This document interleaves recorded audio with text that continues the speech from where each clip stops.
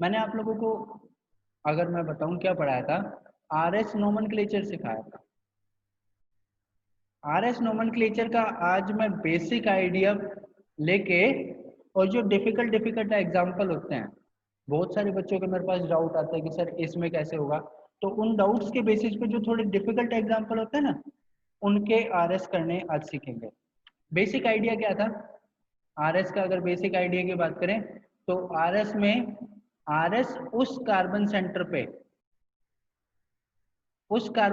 पे, अभी तो कार्बन सेंटर की बात कर रहा हूं मैं, ठीक है। बाद में ये कहूंगा कि आरएस किसी भी एसिमेट्रिक सेंटर पे हो सकता है। आरएस के लिए कंडीशन क्या बनती है, या फिर मैं ऐसे ही लिख देता हूं पहले ही कि कार्बन सेंटर ने, आपको सबसे पहला काम क्या करना पड़ेगा, एसिमेट्रिक सेंटर ढूंढना पड़ेगा। वो एसिमेट्रिक सेंटर, इस चीज का ध्यान रखना कि सिर्फ कार्बन के अलोंग नहीं हो सकता, वो asymmetric centre carbon, nitrogen, phosphorus किसी के भी अलोंग हो सकता है। चार, और एसिमेट्रिक सेंटर के बेसिक सी डेफिनेशन है sp3 हाइब्रिडाइजेशन और 4 डिफरेंट बॉन्ड, 4 डिफरेंट ग्रुप या 4 डिफरेंट बॉन्ड। बेसिक सी बहुत सिंपलेस्ट डेफिनेशन है ये एसिमेट्रिक सेंटर की, ठीक है। पहली कंडीशन ये। दूसरा, या तो वेज मिल होना चाहिए या फिर फिशर दिया होना चाहिए, या तो वेज होना चाहिए या फिशर होना चाहिए, और अगर वेज फिशर नहीं दिया हुआ तो न्यूमैन सोहर्स होना चाहिए। यानी चारों में से कोई एक रिप्रेजेंटेशन होनी चाहिए, और आप अगर न्यूमैन सोहर्स दिया हुआ है तो इनको बदलोगे भी किस में, इसको वेज या फिशर में बदलोगे, क्योंकि हम वेज या फिशर से ही आरएस कर सकते हैं, न्यूमैन सोहर्स से आरएस नहीं कर सकते, ठीक है ना। उसके बाद ये आता है कि जैसे एसिमेट्रिक सेंटर आया तो 4 different group, sp3 hybridization, 4 different group, मैं कार्बन के अलोंग मान लेता हूँ 4 डिफरेंट ग्रुप, ठीक है। ऐसे मान लेता हूँ, मान लो ऐसे माने 4 डिफरेंट ग्रुप, एक मिथाइल, एक इथाइल, एक हाइड्रोजन और एक क्लोरीन। ये क्या है, ये कार्बन सेंटर क्या है, एसी है, एसिमेट्रिक सेंटर, क्योंकि इसमें 4 डिफरेंट ग्रुप हैं, 4 डिफरेंट ग्रुप हैं। 4 डिफरेंट ग्रुप को हमें प्रायोरिटी देनी होगी, नंबर 1, नंबर 2, नंबर 3 और नंबर 4। 1 वाला हाईएस्ट प्रायोरिटी, 1 वाला हाईएस्ट प्रायोरिटी, जैसे टॉपर होता है ना क्लास का, उसकी प्रायोरिटी ज्यादा होती है, वैसे ही 1 वाले की हाईयर प्रायोरिटी होती है, 4 वाले की लोअर प्रायोरिटी होती है। और ये प्रायोरिटी कैसे डिसाइड होती है, priority decided by CIP, Cahn Ingold Prelog's rule. CIP rule क्या कहते हैं इसको, चैन इन गोल्ड प्रीलोग्स रूल, ठीक है। उन वीडियोज में से आप लोगों को एक बार ये देखना होगा, चैन इन गोल्ड प्रीलोग्स रूल, मैंने टोटल एक्सप्लेन कर रखा आपको। किसी भी बच्चे को चैन इन गोल्ड, जिसने चैन इन गोल्ड रूल पढ़ा हुआ है, कोई भी डाउट हो तो मुझसे पूछ सकता है। अपने डाउट्स मैं हमेशा कहता हूँ कि नोट डाउन करके रखा करो, डाउट्स नोट डाउन नहीं करके रखोगे तो भूल जाओगे कि डाउट ही क्या था। तो डाउट्स अपने जो है ना, वो एक बार जब टॉपिक पढ़ रहे होते हो तो नोट डाउन कर लो कहीं छोटा सा, ताकि ध्यान रह जाए कि जब ये इसकी क्लास होगी तो हमें क्या पूछना है, ठीक है। मैं ये कहता हूँ, अगर अभी डाउट है तो पूछ लो, और किसी को बाद में डाउट हो तो मेरे को व्हाट्सएप वगैरह जैसे भी आपको सूटेबल लगे, कल की क्लास में व्हाट्सएप में जैसे भी आपको सूटेबल लगे आप पूछ लें, ठीक है। Priority decided by CIP rule. तो आपने क्या किया, ये जो कार्बन पे 4 डिफरेंट ग्रुप लगे थे, 1 2 3 4, इनको प्रायोरिटी दी। इनको प्रायोरिटी देने के बाद क्या होता है, 1 से 2 और 2 से 3, इन 3 ग्रुप की तरफ जाते हुए तो डायरेक्शन ऑफ रोटेशन देखते हैं। See, direction of rotation, direction of rotation. अच्छा, फोर्थ ग्रुप की तरफ जाते हुए फोर्थ ग्रुप की पोजीशन देखते हैं, फोर्थ ग्रुप की पोजीशन देखते हैं, तो आरएस डिसाइड होता है। फोर्थ ग्रुप की पोजीशन देखते हैं, ये शॉर्ट है आरएस का, ये शॉर्ट है आरएस का, कि सीक्वेंस क्या होता है आरएस का, एसिमेट्रिक सेंटर देखा, फिशर या वेज देखा, और उसके बाद 4 डिफरेंट ग्रुप हैं, क्योंकि एसिमेट्रिक सेंटर है। उनको फिर सीआईपी के अकॉर्डिंग प्रायोरिटी डिसाइड की। प्रायोरिटी डिसाइड करने के बाद 1 से 2 3 डायरेक्शन ऑफ रोटेशन देखी। डायरेक्शन ऑफ रोटेशन दो तरीके की हो सकती है, या तो क्लॉकवाइज या फिर एंटी क्लॉकवाइज। इसको क्लॉकवाइज कहूंगा, इसको एंटी क्लॉकवाइज कहूंगा। ठीक है। और चौथे ग्रुप की पोजीशन देखो, फिर दो तरीके का आता है रोटेशन और पोजीशन। आप दो तरीके के रिप्रेजेंटेशन में देख सकते हो, या तो फिशर में या फिर वेज में। पूरा डिटेल करा रखा है मैंने आप लोगों को, अगर आप वीडियो देखोगे ना पूरा डिटेल्ड है कि फिशर कैसे है, वेज में कैसे होता है। वेज में फिर 3 केस आते हैं। वेज में फिर 3 केस आते हैं। देखो जैसे वेज रिप्रेजेंटेशन लिखी हुई है, तो मैं यहाँ पे अगर प्रायोरिटी दूं तो इस सीएल को अगर जल्दी से चैन इन गोल्ड प्रीलोग्स रूल को भी बताऊं तो सबसे पहले प्रायोरिटी किसको देते हो? Higher atomic number, higher atomic number वाले को। अगर एटॉमिक नंबर सेम हो जाए तो एटॉमिक मास वाले को, अगर आइसोटोप वाला केस आ जाए तो। ठीक है। फिर डुप्लीकेशन ट्रिप्लीकेशन सिखाया हुआ है मैंने, डुप्लीकेशन ट्रिप्लीकेशन, ठीक है, वो सिखाया हुआ है मैंने कैसे होता है। तो यहाँ पे हायर एटॉमिक नंबर इसका 17, इसका 1। इथाइल क्या होता है, लिखता हूँ इथाइल को CH2CH3, इसका 6 और इसका 6। तो हायर एटॉमिक नंबर इसका 17 है, तो इसको प्रायोरिटी 1 दूंगा। ठीक है। और इसका देखो लोवेस्ट है, तो इसको प्रायोरिटी 4 दूंगा। 2 और 3 में बात रही, 2 और 3 में बात रही, 2 और 3। ये जो इथाइल ग्रुप है इसकी प्रायोरिटी 2 आएगी और इसके 3 आएगी। ठीक है। फिर 3 के 3 4 केस बनते हैं वेज में। फोर्थ देखो डायरेक्शन ऑफ रोटेशन देखनी है। डायरेक्शन ऑफ रोटेशन या तो क्लॉक हो सकती है या एंटी क्लॉक हो सकती है। इसके अलावा वेज में जो ग्रुप है, वेज में जो चौथा ग्रुप है वो अबव द प्लेन हो सकता है, अबव द प्लेन हो सकता है, बिलो हो सकता है, या ऑन द प्लेन हो सकता है। ये 3 केसेस आते हैं। ठीक है। इसको मैं क्लियर करता हूँ एक बार जल्दी से, इसका स्क्रीनशॉट ले लो क्योंकि ये शॉर्ट है। फिशर में 2 आता है। फिशर कैसे होती है, ऐसे होती है फिशर, 2 आता है। Fourth group on vertical, on vertical, ठीक है, या फिर fourth group on horizontal line, horizontal line. 2 cases आते हैं। ठीक है। इसको एक बार जल्दी से करो, स्क्रीनशॉट लो इसका, मैं इसको क्लियर करता हूँ। वेज में और फिशर में क्या केस होता है उसको डिस्कस करता हूँ। देखो मैं ऐसा कहता हूँ कि आपने किया 2 तरीके से, या तो वेज या फिर फिशर। ठीक है। वेज लिया या फिर फिशर लिया। अब एक चीज ध्यान देना, वेज में मैंने 3 तरीके का है कि बिलो द प्लेन हो सकता है fourth group, below the plane. Below the plane को कैसे दिखाओगे, मान लो ऐसे है, ये तो 3 ग्रुप है, ये चौथा, यहाँ 4। अबव द प्लेन है, above the plane, above the plane को कैसे दिखाओगे, अबव द प्लेन को मान लो आपने ऐसे दिखाया, चौथा।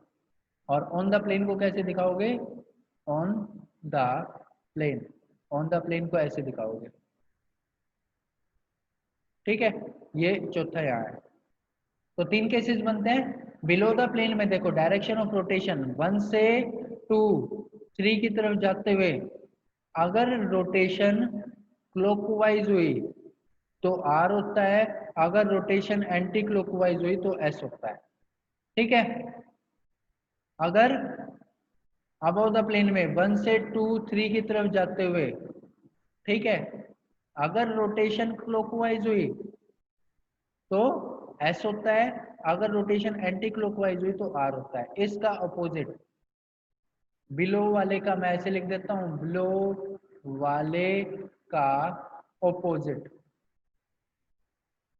ठीक है। और जब फोर्थ ग्रुप प्लेन पे होता है, प्लेन पे, तो क्या करते हैं, डबल इंटरचेंज करते हैं, डू डबल इंटरचेंज। और डबल इंटरचेंज करके फोर्थ ग्रुप वाले को कहाँ लाते हैं, make fourth group below. Below the plane, below लाते हैं, below the plane. Double interchange कैसे करेंगे? देखो मैं ऐसे कह देता हूँ, फोर्थ वाले को इस बिलो वाले से चेंज कर लो और इसको इससे चेंज कर लो, तो ऐसे ही फोर्थ वाला बिलो आ जाएगा। अच्छा, कंपलसरी नहीं होता बिलो लाओ, अबव ले आओ, ठीक है, लेकिन मैं एक स्टैंडर्ड सेट करता हूँ कि आप बिलो लाओ, बिलो करने से हमारा थोड़ा काम आसान हो जाता है, इसलिए बिलो ला के हम कर लेते हैं। फिशर में दो केसेस आते हैं, फिशर में दो केसेस, या तो fourth group vertical on the plane हो, सॉरी वर्टिकल पे हो फोर्थ ग्रुप, या फिर फोर्थ ग्रुप हॉरिजॉन्टल पे हो। अच्छा, फिशर में बिलो और इसमें वर्टिकल सेम होता है, फिशर में बिलो और इसमें वर्टिकल सेम होता है, इसलिए इसमें भी अगर 1 से 2 3 जाते हुए क्लॉकवाइज रोटेशन होती है तो R होता है, और एंटी क्लॉकवाइज होती है तो S होता है, ठीक है। और इसमें बिल्कुल ऑपोजिट, 1 से 2 3 clockwise S, anti clockwise R। ये पूरे RS का क्रक्स है, जो मैंने आपको ये 5-10 मिनट 15 मिनट में समझाया ना, ये पूरे RS का क्रक्स है। ये ध्यान रखना बहुत जरूरी है। मैं हमेशा ये कहता हूँ कि दो चीजें ध्यान रखो, और वो दो चीजें क्या है? एक तो ये बिलो वाला याद रखो, ये याद रखो, और सिर्फ एक को याद रखोगे ना तो सारे रिलेशन निकल सकते हैं। कैसे? ये बिलो वाला और ये वर्टिकल वाला सेम होता है, ठीक है, ये बिलो वाला और ये वर्टिकल वाला सेम होते हैं, ये दोनों सेम, ठीक है। अच्छा, ये वर्टिकल वाला और ये हॉरिजॉन्टल वाला क्या होते हैं? ऑपोजिट होते हैं, और ये बिलो वाला और ये अबव वाला क्या होते हैं? ये ऑपोजिट होते हैं, ऐसे याद रख सकते हैं। तो सिर्फ एक को याद रखने से, सिर्फ इसको याद रखने से, वेज में बिलो वाले को याद रखने से सारे आ जाते हैं, सारे ध्यान हो जाते हैं, बस रिलेशन ध्यान रखना होगा। वेज में बिलो, फिशर में वर्टिकल सेम, वेज में बिलो, वेज में बिलो और फिशर में वर्टिकल सेम। उसके अलावा फिशर में वर्टिकल, फिशर में हॉरिजॉन्टल अपोजिट, फिशर में वर्टिकल, फिशर में हॉरिजॉन्टल अपोजिट, और वेज में बिलो और वेज में अबव अपोजिट, ठीक है। एक बार जल्दी से इसका भी स्क्रीनशॉट ले लो, ठीक है। तो मैं जो है इसके आरएस के आगे थोड़े से एडवांस्ड एग्जांपल पे चलता हूँ, देखना मैं इसको क्लियर करता हूँ।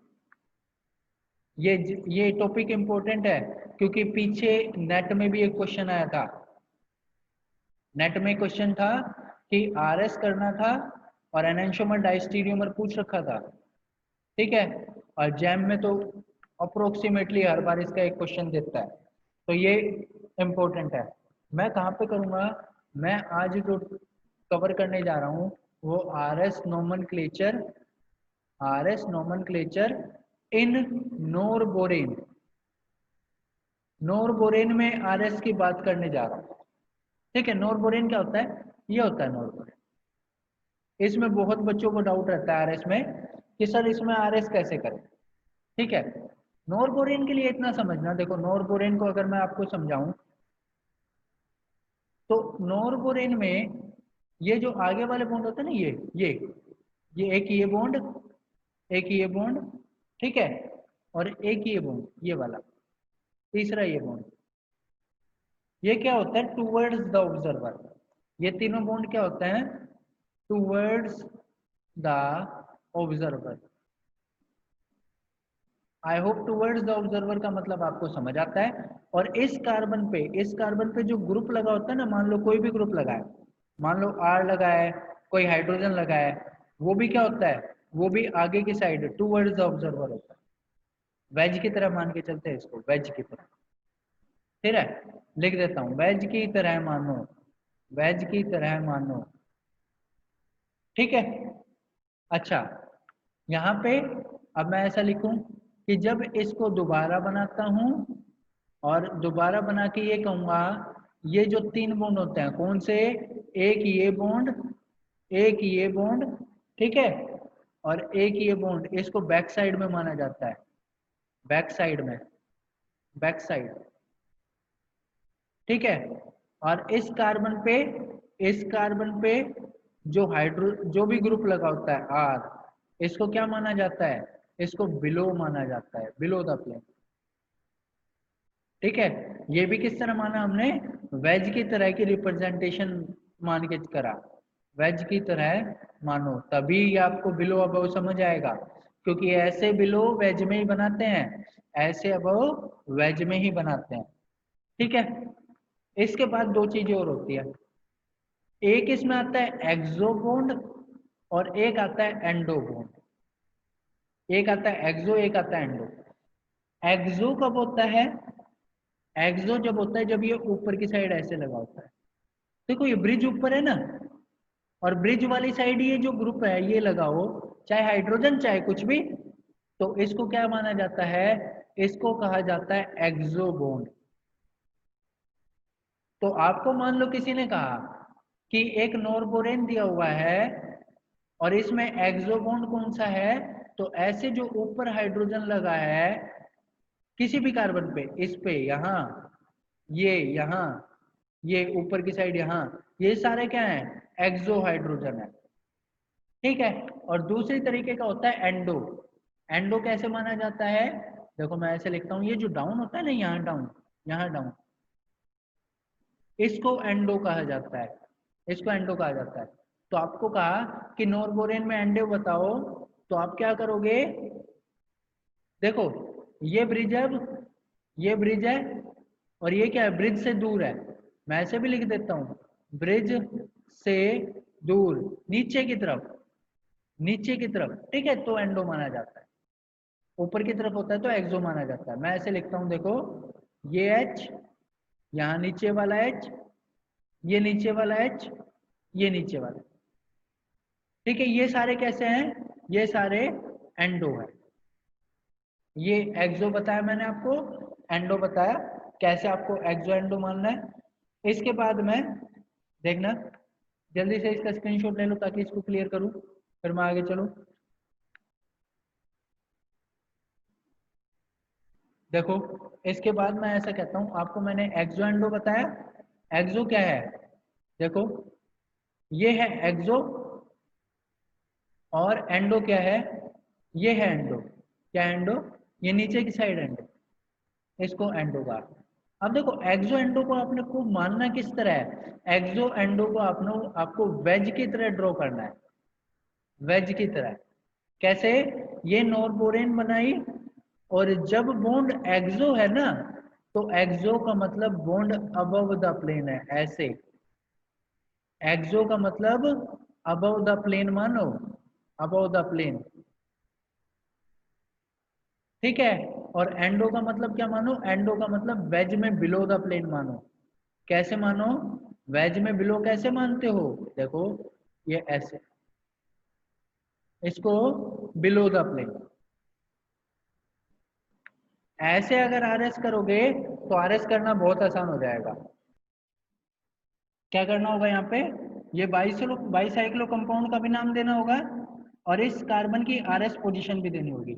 आरएस कैसे करोगे? इसकी प्रायोरिटी देके सीआईपी के अकॉर्डिंग। इसकी प्रायोरिटीज अगर मैं डिसाइड करूंगा तो देखो, यहाँ है OH, यहाँ है H, सीआईपी के अकॉर्डिंग ये एटॉमिक नंबर 8, इधर कार्बन है तो एटॉमिक नंबर 6, इधर कार्बन है तो एटॉमिक नंबर 6, और इधर हाइड्रोजन है तो एटॉमिक नंबर 1। तो हाईएस्ट प्रायोरिटी कौन हुआ एटॉमिक नंबर के हिसाब से? ये OH, इसकी प्रायोरिटी आई 1, और इस हाइड्रोजन की प्रायोरिटी आई 2, ना सॉरी 2 नहीं 4, क्योंकि लोवेस्ट एटॉमिक नंबर है, लोवेस्ट एटॉमिक नंबर है। इधर 6 है और इधर 6 है। अब कैसे डिसाइड होगा इन दोनों में, इस कार्बन में और इस कार्बन में? देखो ये कार्बन कितने कार्बन से जुड़ा है? एक ऊपर वाले से, एक इधर वाले से, और एक इधर हाइड्रोजन है। तो इस वाले कार्बन का सेट क्या बनेगा? इस कार्बन का सेट कार्बन, कार्बन और हाइड्रोजन बनेगा। ये वाला कार्बन कितने कार्बन से जुड़ा है? देखो इस पे 2 तो हाइड्रोजन है और तीसरा इधर कार्बन है, तो इसका सेट क्या बनेगा? Carbon, hydrogen, hydrogen. इसमें एटॉमिक नंबर 6 6 1, इसमें 6 1 1, तो इसकी प्रायोरिटी ज्यादा, तो किसको देंगे? इसको 3, इसको 2 देंगे, इसको 3 देंगे। अब इस कार्बन को देखना, इसको कार्बन को कैसे मानो, इस कार्बन को ऐसे मानो, इधर की साइड क्या है, ये ऐसे है, ये OH ऊपर है, ठीक है, और यहाँ H है, ये H तो फोर्थ पे है, यहाँ 1 है, यहाँ 2 है, और यहाँ 3 है, ऐसे ही है ना।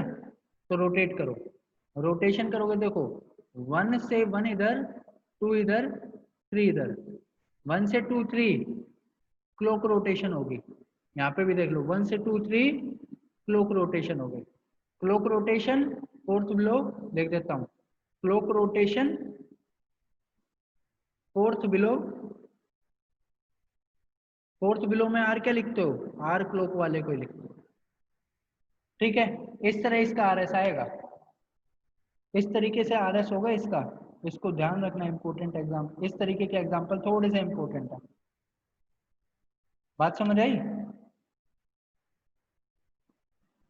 किसी के ना ही हो तो बताओ।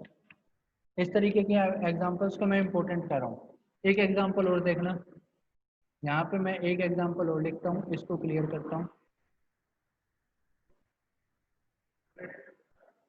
ठीक है।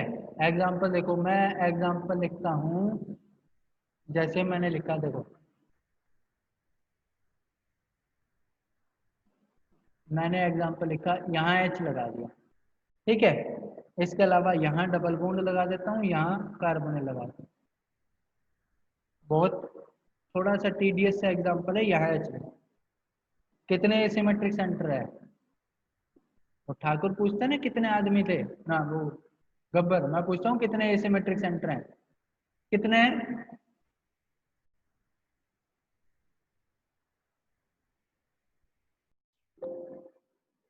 दो ही एसिमेट्रिक सेंटर है, एक एसिमेट्रिक सेंटर यहाँ है, एक एसिमेट्रिक सेंटर यहाँ है, दो ही एसिमेट्रिक सेंटर है, ठीक है।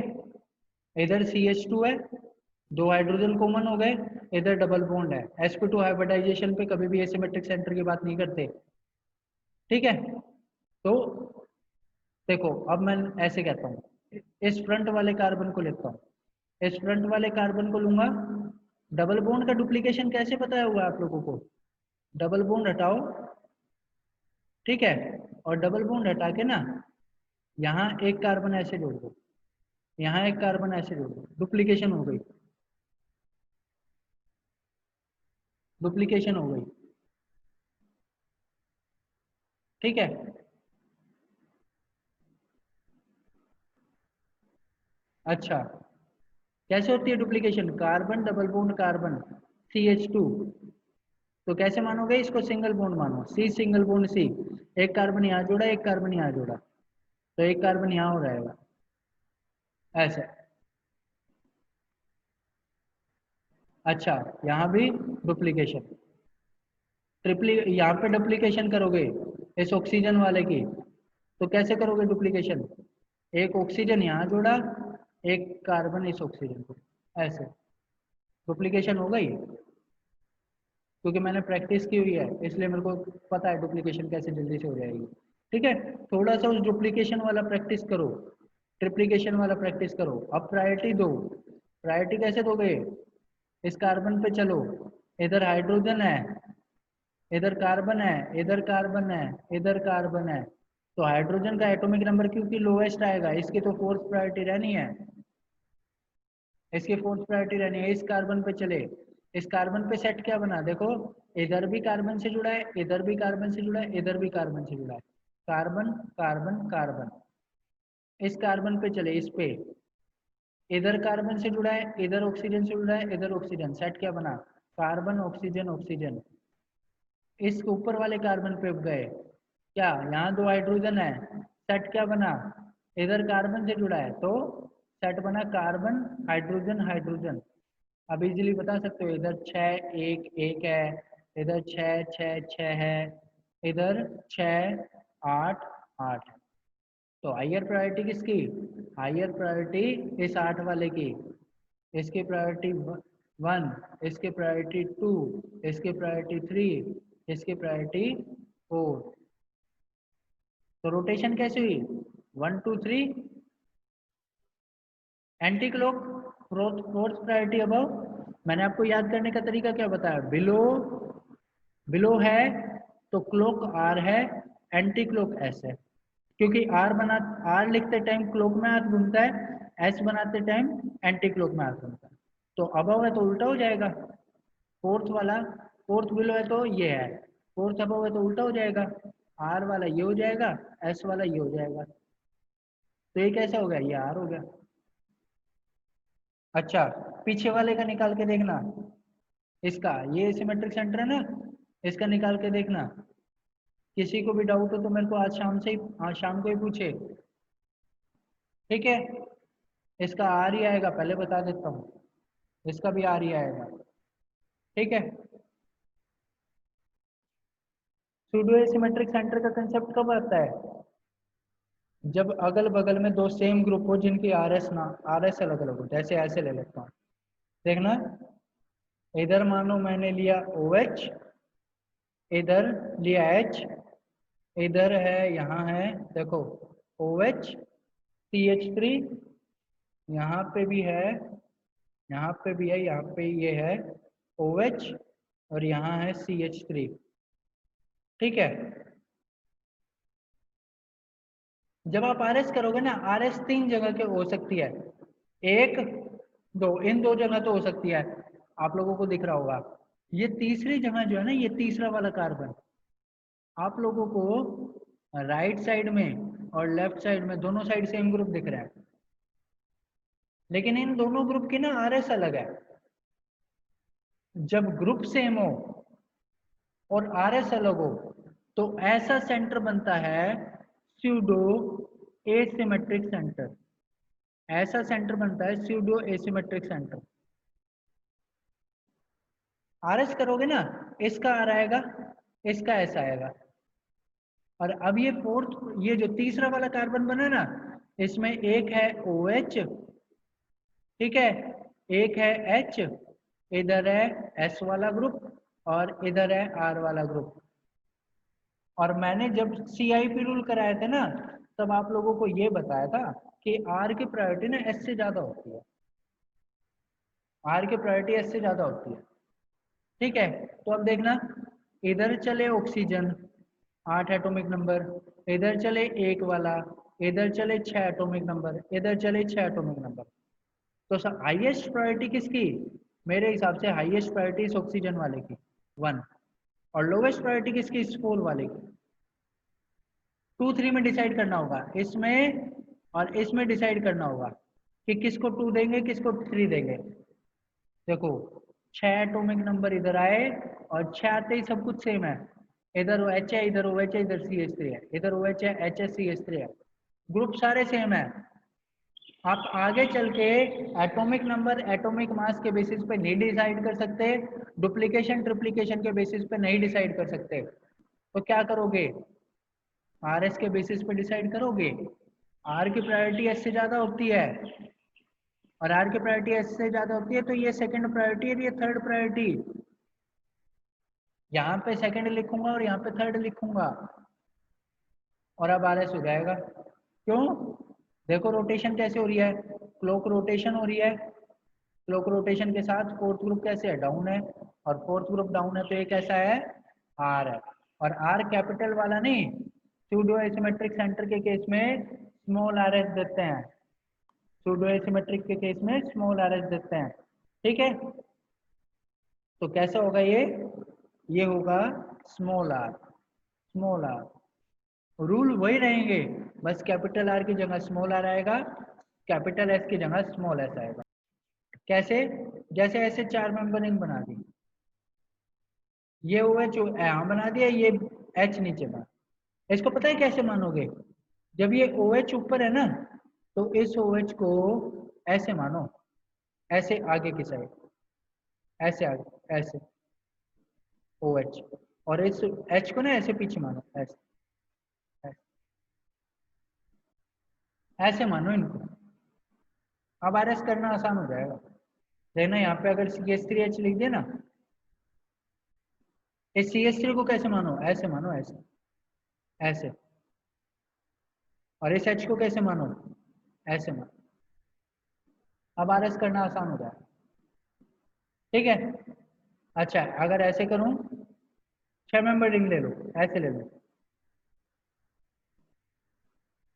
यही लिख दूं CH3OH तो एक ये कार्बन एसिमेट्रिक सेंटर है, एक ये कार्बन है। कैसे मानोगे इनको? इनको ऐसे मानोगे, ये OH तो ऊपर की साइड है, ये H नीचे की साइड है, ये CH3 ऐसे ऊपर की साइड है, और ये H ऐसे, ऐसे मानो, ऐसे मानोगे तो RS होगा इसका, ऐसे नहीं होगा, ठीक है ना? ऐसे मानना इसको, तो RS आपके लिए करना आसान हो जाएगा।